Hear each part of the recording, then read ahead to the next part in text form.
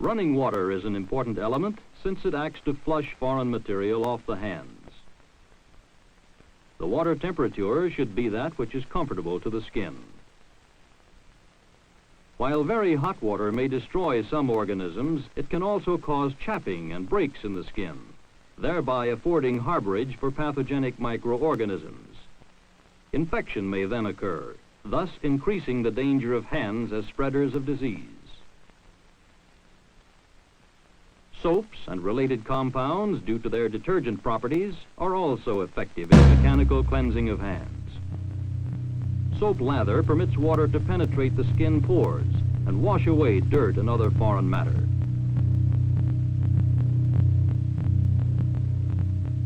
Friction is still another aid in mechanical removal of organisms and is produced by vigorously rubbing together the hands and fingers.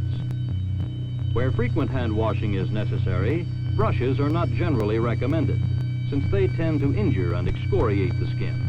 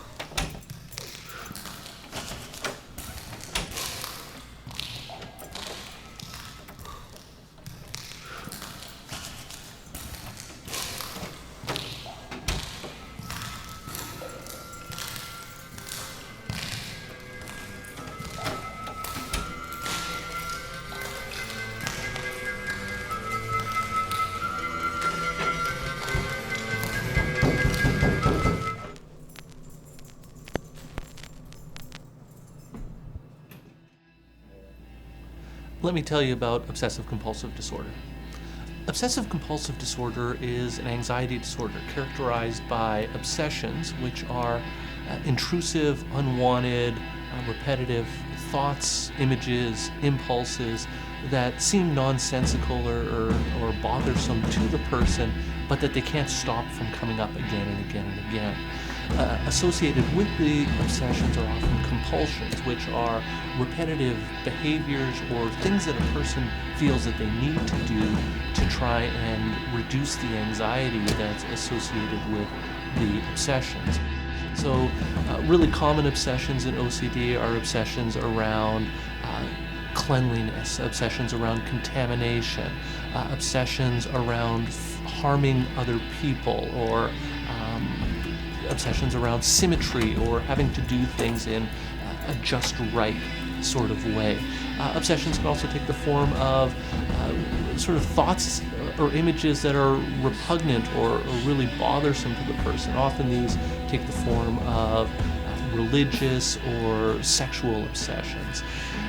Compulsions are, again, behaviors that the person tries to engage in to reduce the anxiety associated with the obsession. So compulsions can take the form of excessive washing, excessive cleaning, checking behavior, hoarding behavior, really common with OCD.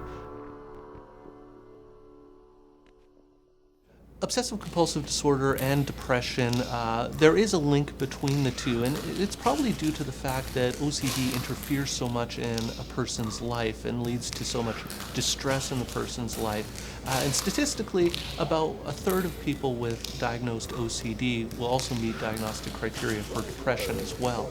So they're fairly commonly seen with one another. The water temperature should be that which is comfortable to the skin.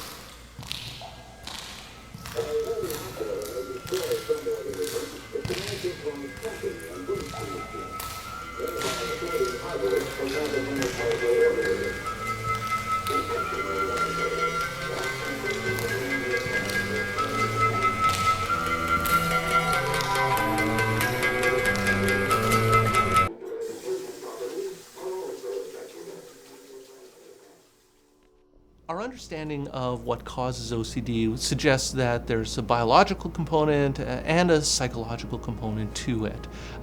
It's not purely biological in that although we know that there are some biological and genetic predispositions to OCD, it's not necessarily that strong of a link. So there's an understanding that the neurotransmitter serotonin plays a role in obsessive compulsive disorder. But we also know that not everyone with serotonin deficits or lower levels of serotonin necessarily develops or has obsessive compulsive disorder. The issue of curing OCD is it's a bit of a tricky one because it's not so much something that necessarily is cured as opposed to something that it's more about management. It's more, the focus of treatment tends to be more on managing the symptoms of OCD, helping the person understand the role of the obsessions, and really trying to manage and limit and reduce the compulsive responses that they have to those obsessions.